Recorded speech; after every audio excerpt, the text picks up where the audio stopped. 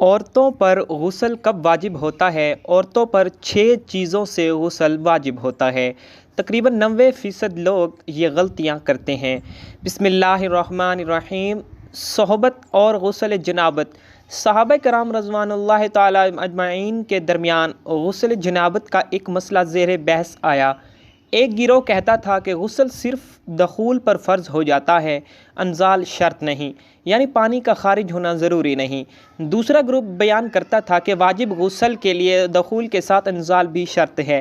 یہ لمبی بحث کسی فیصلہ کن صورت پر نہ پہنچا۔ آخر قرار پایا کہ ام المومنین حضرت عائشہ الصدیقہ رضی اللہ تعالیٰ عنہا سے دریافت کیا جائے۔ حضرت عائشہ الصدیقہ رضی اللہ تعالیٰ عنہا نے کہا کہ رسول اللہ صلی اللہ علیہ وآلہ وسلم نے فرمایا، جب مرد عورت کی 4 شاہوں کے درمیان بیٹھ جائے، اس کا محل ختنہ عورت کے محل ختنہ کے ساتھ مس کرے تو غسل واجب ہو جاتا ہے۔ تو مسئلہ یہ ثابت ہوا کہ صرف دخول پر ہی مرد اور عورت جنبی ہو جاتے ہیں اور ان پر غسل واجب ہو جاتا ہے، انزال یعنی منی کا نکلنا شرط نہیں۔ جنابت کے احکام۔ واجب غسل کی حالت کو حالت جنابت کہتے ہیں۔ وجوب غسل یعنی جب غسل واجب ہو جاتا ہے تو اس حالت کو جنابت کہتے ہیں۔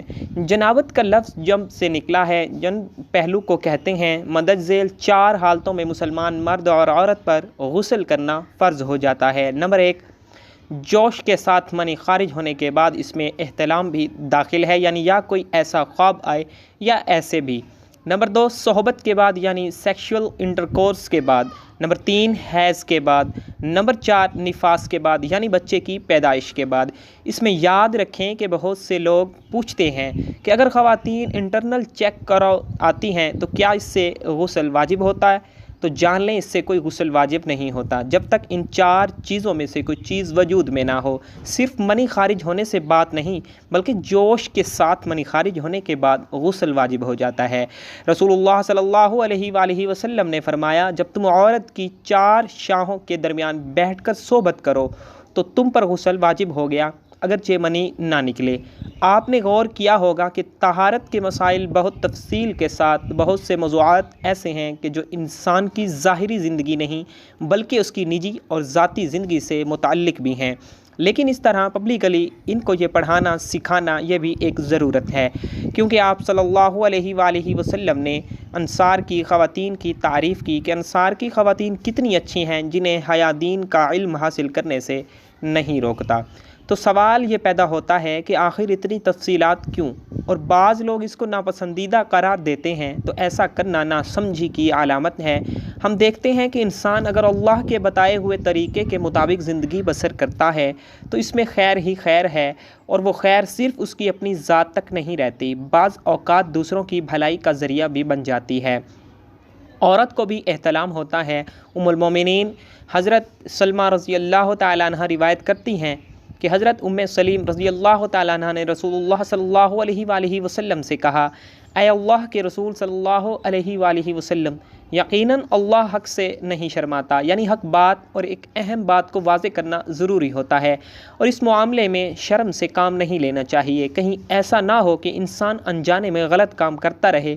تو یہ کہہ کر کہ انہوں نے مسئلہ پوچھا کہ کیا عورت پر غسل واجب ہے جب کہ اس کو احتلام ہو؟ آپ صلی اللہ علیہ وآلہ وسلم نے فرمایا، ہاں، لیکن جب پانی کا نشان دیکھے یعنی منی دیکھے۔ تو اس پر حضرت ام سلمہ رضی اللہ تعالیٰ عنہ نے شرم سے منہ چھپا لیا اور عرض کیا کہ اے اللہ کے رسول صلی اللہ علیہ وآلہ وسلم، کیا عورت کو بھی احتلام ہوتا ہے؟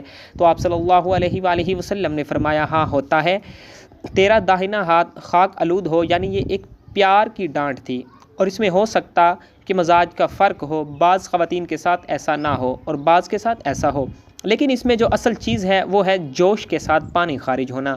اس میں کہیں ایسا نہ ہو کہ لیکوریا وغیرہ کے ساتھ اس کو جوڑ دیا جائے، یعنی دونوں چیزوں میں فرق ہے۔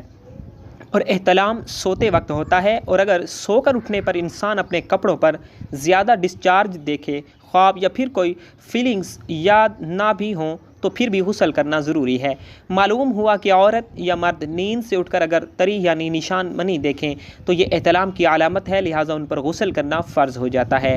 اور اگر احتلام کی کیفیت انہیں یاد ہو لیکن نشان نہ پائیں، یعنی خواب یاد ہے لیکن سامنے کوئی علامت نہیں، تو غسل فرض نہیں ہوگا۔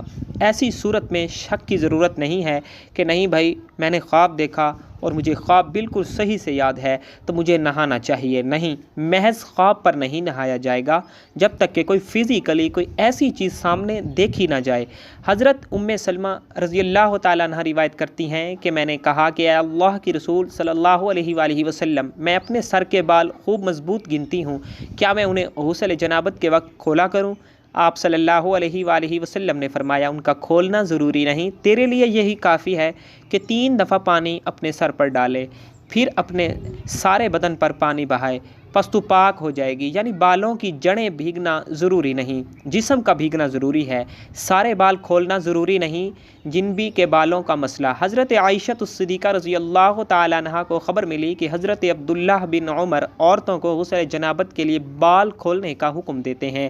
حضرت عائشہ صدیقہ رضی اللہ تعالیٰ عنہا فرمانے لگیں، ابن عمر پر تعجب ہے، انہوں نے عورتوں کو تکلیف میں ڈال دیا، وہ انہیں سر منڈوانے کا حکم کیوں نہیں دے دیتے؟ یہ حضرت عائشہ رضی اللہ تعالیٰ عنہ کی ڈانٹ تھی۔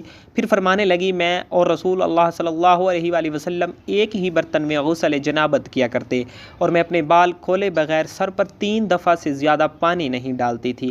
معلوم ہوا کہ غسل جنابت کے لیے بال کھولنے کی ضرورت نہیں، مگر یہ حکم صرف غسل جنابت کا ہے۔ غسل حیض کے لیے بالوں کا کھولنا ضروری ہے، کیونکہ یہ مہینے میں 1 دفعہ ہوتا ہے۔ حضرت عائشہ صدیقہ رضی اللہ تعالیٰ عنہا سے روایت ہے کہ رسول اللہ صلی اللہ علیہ وآلہ وسلم نے غسل حیض کے لیے فرمایا، اپنے بال کھولو اور غسل کرو۔ اس میں آپ دیکھیں کہ دونوں چیزوں میں فرق کیوں ہے، دونوں کی نوعیت فرق ہے، اور حیض ایک نجاست کی کیفیت بھی ہے۔ حیض کے بعد نہانا، نہانے کے بعد خوشبو لگانا، خاص طور پر اس کا سارا حکم آتا ہے، لیکن غسل جنابت میں نجاست کی وہ کیفیت نہیں ہے۔ یعنی حیض کا خون اور منی، ان دونوں کے حکم میں بھی فرق ہے۔ بعض علماء کے خیال میں منی ناپاک چیز نہیں ہے، اگر کسی کپڑے وغیرہ پر لگ جائے تو وہ کپڑا ناپاک نہیں ہوگا، اگر اسے خشک ہونے پر کھرچ کے صاف کر دیا جائے تو کپڑا صاف ہو جائے گا۔ لیکن خون حیض پر آپ صلی اللہ علیہ وآلہ وسلم نے کیا فرمایا کہ اسے چٹکیوں سے مل مل کے صاف کر کے دھوئے، تو ان دونوں میں یہ فرق ہے۔ دونوں کے بعد نہانے کا حکم بھی فرق ہے، ایک میں بال کھولے جائیں گے اور بال بھی دھوئے جائیں گے، اور بالوں کی جڑیں بھی دھوئی جائیں گی، جبکہ دوسرے عام غسل جنابت میں بال کھولنا اور پورے بال دھونا شرط نہیں۔ بہت سی بچیاں ہیں جن کی شادی ہوتی ہے اور اس کے بعد ان مسائل کا پتہ بھی نہیں ہوتا، یا تو وہ شرم کے مارے نہاتی نہیں، یا پھر نہاتی ہیں تو پھر پورے بال دھو کر سکھانے میں اور ان چیزوں میں اپنا وقت ضائع کر دیتی ہیں، کہ پھر بعض اوقات شوہر کی نافرمانی اور آپس کے تعلقات میں فرق آ جاتا ہے۔ اگر دین کا صحیح مسئلہ پتہ ہو تو انسان ان تمام مشقتوں سے بچ جاتا ہے اور ایک نارمل روٹین کی لائف گزار سکتا ہے۔ اللہ پاک ہمیں دین کی مکمل سمجھ نصیب فرمائے اور ہمیں نیکوکاروں میں شامل کرے، آمین ثم آمین۔ ناظرین، کمنٹ باکس میں اللہ تعالیٰ کے 99 ناموں میں سے ایک نام ضرور ٹائپ کیجیے گا۔ والسلام۔